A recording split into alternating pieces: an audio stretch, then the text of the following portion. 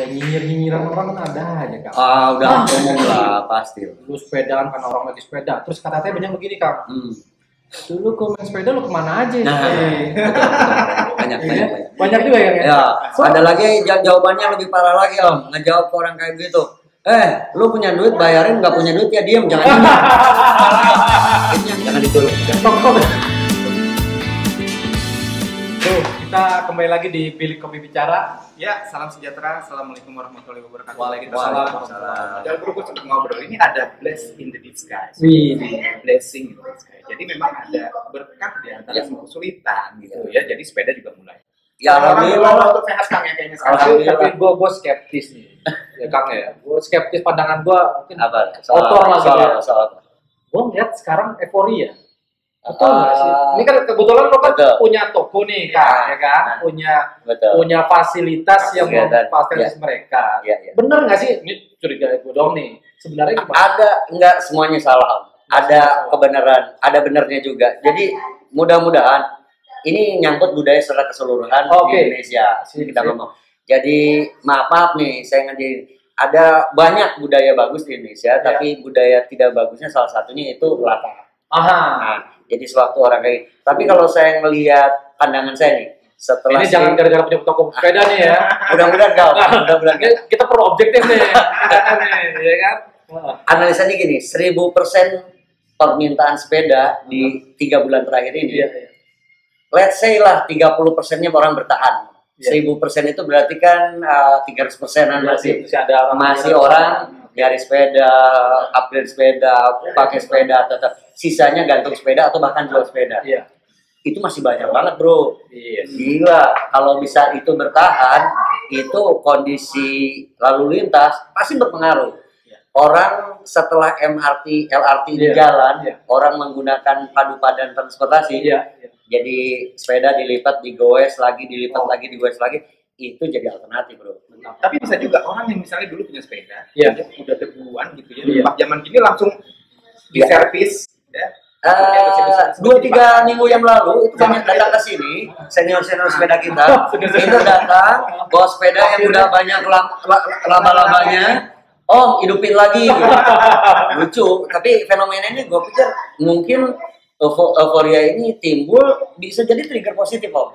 Positif ya? Iya, besok-besok semua orang yang nyadar bahwa gue udah punya sesuatu yang dulu nggak pernah dipakai, sekarang nggak dipakai, gue mau pakai lagi. Nih, jadi gini, kenapa gue berpikir negatifnya ini urusan dulu ya Kang ya? Karena gue kesel sih, karena memakai sepeda menggunakan harga kok maaf kata ya, ini agak nggak rasional. Gue khawatir ada itu loh bro. Ini kalau kata orang perbankan, ya. Time to sell. Time to sell. Jualan itu.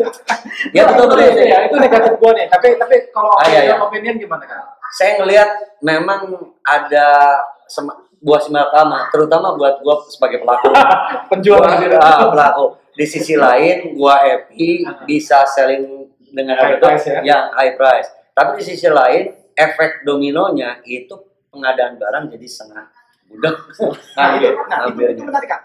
Gimana sih perbedaan? Kenapa harganya itu bisa naiknya gila-gilaan? Setahu saya alasan di beberapa rumorsnya di beberapa distributor atau importer, waktu masukin sepeda di saat-saat 2-3 bulan terakhir ini, itu terganggu juga dengan adanya lockdown di pabrikan sama sumber sepeda paling besar di China. Nah, jadi selama 2 bulan lockdown ini produksi benar-benar total berhenti. Sedangkan stok yang sudah berjalan dikirim ke sini kan sudah ada. Nah, yang sudah ada ini itu lama-lama terjual, ya mereka harus atur. Pengaturan ini secara tidak langsung menjadikan sepeda yang masuk ke atau yang lari ke customer itu jadi terbatas. Sedangkan di sisi lain tadi animonya tinggi. Besar ya, tiba-tiba banyak yang minta nih. Jadi misalnya nih satu bengkel sepeda gitu, toko sepeda gitu ya, dia sebelumnya udah ngambil sepeda misalnya sekitar berapa truk gitu atau berapa ratus gitu ya. Pada saat di stop, nah mereka kan harus kalau mereka jual habis pada saat itu mungkin mereka nggak bisa jualan lagi. Jadi mesti agak dikurang-kurangin jualannya sekian. Dan implikasinya sebenarnya si toko sepeda itu dia nggak sengaja melakukan itu, bukan untuk menaikkan harga. Oke, kita nggak tanyakan penjual juga nih, pelaku nih. Jadi secara nggak langsung tapi harga jadi betul. Jadi waktu kalau boleh merek nih misalkan any merek, artinya di semua merek, semua jenis. Berarti kita nggak boleh mengkategorikan dengan satu level tertentu. Enggak, ini berarti kita jadi euforia ini berlaku di semua segmen. Jadi kita harus adil juga nih kan. Jadi ada beberapa merek yang lagi diramaikan sekarang viral kayak gitu, itu sebenarnya nggak hanya satu itu aja. Hampir semua. Yang 2 jutaan jadi 4 jutaan, 4 jutaan jadi 7 jutaan, itu berlaku ya. Bro, kemarin temen gua itu beli sepeda 2 tahun lalu 25 juta. Gue tahu arahnya. Sekarang jual itu bisa di atas 60 juta. Saya pikirkan dulu. Gila, bro. Ya itu berarti kan memang harga udah gila-gilaan banget. Gila-gilaan. Kadang-kadang ada yang ngetrendnya. Bos, gue jual 80 ya. Oke. Ada yang ngeping, bro. Ada yang ngejawab. Tapi efeknya kalau dia dijual, dia nggak punya sepeda lagi, dia nggak bisa sepeda lagi, bro. Belinya lagi udah mahal. Udah masuk bulan Agustus ya. Di bulan Agustus itu kelihatannya sudah mulai melandai. Tidak sehip kemarin ya. 2 minggu, 3 mingguan yang lalu. Nah mudah-mudahan ini harapan kita juga, harapan saya sebagai pelaku di bisnis sepeda, juga sebagai orang-orang yang aktivitasnya di komunitas. Itu berharap stabil, bro. Dapat teman-teman juga dapat barang-barang yang sesuai. Di semua grup sepeda, pembicaraan itu ada. Ada ya? Ada, di semua merek, di semua grup. Nggak tahu entah karena mungkin bisa jadi ya melihat ini bener hitnya naik tiba-tiba. Kemudian juga sekarang aktivitasnya udah mulai dibuka dan ternyata benar emang banyak yang peningkatannya banyak. Dan banyak orang-orang yang dulu bersepeda ya tadi ya terusnya sempat vakum, akhirnya sekarang bersepeda lagi. Jadinya mengumpul lagi yang tadinya kita ngasih silaturahmi, akhirnya bersilaturahmi. Mudah-mudahan ya itu tadi ada keberkahan di yang lain itu yang tadinya silaturahmi udah jarang ketemu, ini bisa jadi ketemu meskipun dengan pola yang lain, new normal. yang proper tuh sebenarnya kayak gimana sebenarnya untuk bersepeda sendiri? Sebenarnya helm, glove. Nah ini yang juga salah. Kalau helm udah jelas kan buat safety ya. Juga cari yang helm itu memang jelas safety-nya. Orang juga salah kaprah dengan sarung tangan. Sarung tangan itu fungsinya bukan ngenain megang hand grip, bukan. Karena di saat-saat tertentu, lu ada kalanya jatuh harus megang sesuatu yang bukan benda ini. Dan tangan ini full of saraf. Jadi kalau dilindungi itu jauh lebih bagus. Pernah nggak sih, bro, kita sepedahan suka kesemutan? Itu kan ada fungsi, ada gelnya gitu ya. Banyak hal yang bisa difungsikan. Penting itu paling tidak dari Kang Madaya ada helm, teman-teman deh ya, pakai sarung tangan, gloves itu juga penting. Ya tadi paling tidak meminimalisir lah ya. Kita juga nggak harap kita berjatuh, tapi pada saat itu kejadian kita udah prepare. Betul. Air minum pasti. Air minum, jangan sampai hidrasi. Kalau mau agak ini dikit mungkin ada gelang yang bisa. Oh nanda-nandain itu ya. Tapi kalau menurut gua paling penting harus ada sepedanya. Kita ngomongin apa sih? Gue nggak bayangin kan, lu punya helm pakai glove, pakai sepeda nggak asik.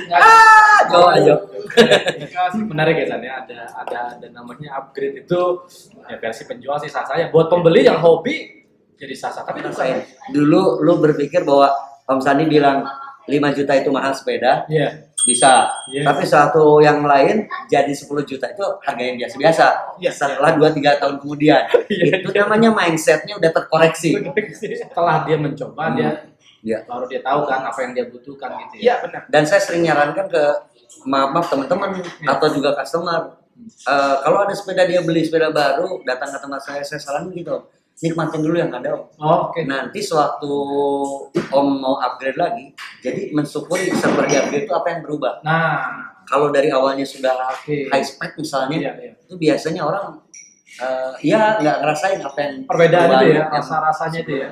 Tapi ini menarik bro, tadi ngomongin komunitas, sekarang kan zamannya pandemi dan Kang Nada ini ada toko sepeda, bengkel sepeda, toko sepeda ya. Dari sisi komunitas sama yang tanpa komunitas itu lebih banyak yang mana sih Kang datang ke sebenarnya untuk yang beli sepeda, untuk yang ini. Yang kesini itu memang diajakin sama program kantornya. Terus mereka beli sepeda, bangun sepeda di sini. Maksudnya kantornya dia memfasilitasi? Bukan nggak fasilitasi, mereka biasanya ada grup sendiri. Oh, grup dari kantor. Oke. Itu orang saya tularkan kan saling racunin.